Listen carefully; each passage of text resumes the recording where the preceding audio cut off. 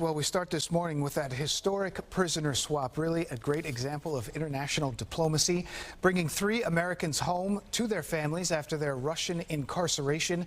President Joe Biden, Vice President Kamala Harris among those welcoming the newly freed Americans back to U.S. soil. We want to go to Good Day's Robert Moses, who's tracking it all for us. Good morning, Robert.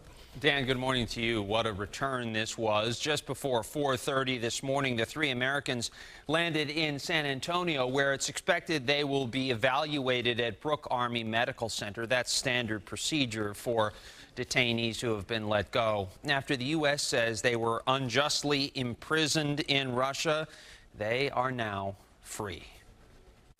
After landing at Joint Base Andrews late last night, Wall Street Journal reporter Evan Gershkovich stood on American soil for the first time following nearly 500 days in Russian captivity.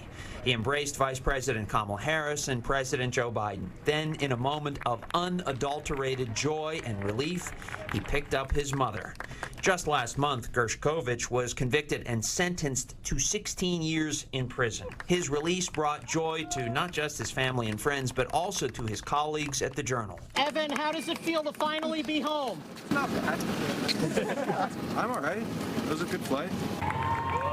54-year-old Paul Whelan, who was arrested in 2018 and, like Gershkovich, held on espionage charges, was also freed. I went on a 2-week vacation, you know. The FSB grabbed me, said I was a spy.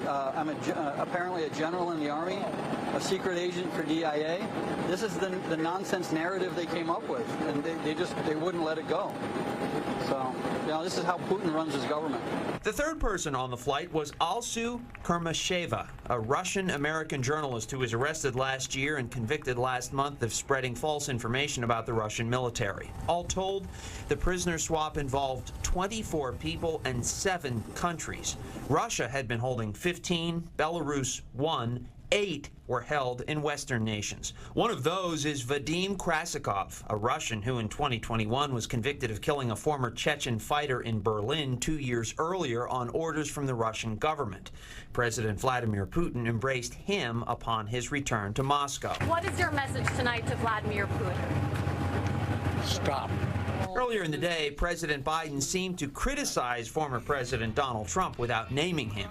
The former president has been skeptical of longtime American allies and alliances. So for anyone who questions whether allies matter, they do. They matter. Former President Trump derided the swap. He claims he could have secured the release of the captives without giving anything in return, to which President Biden said, "Why didn't he do it when he was president?" Even before he was freed, Gershkovich was hustling to get that story. According to the Journal, he asked to interview Russian President Putin on a form that he had to fill out, requesting presidential clemency right before his release. And on the tarmac at Joint Base Andrews, Gershkovich could be heard telling a friend that he had questions ready for Kara-Murza, the freed Russian assassin, in case he encountered him. Dan? He's got a story to tell. Robert, thank you very much.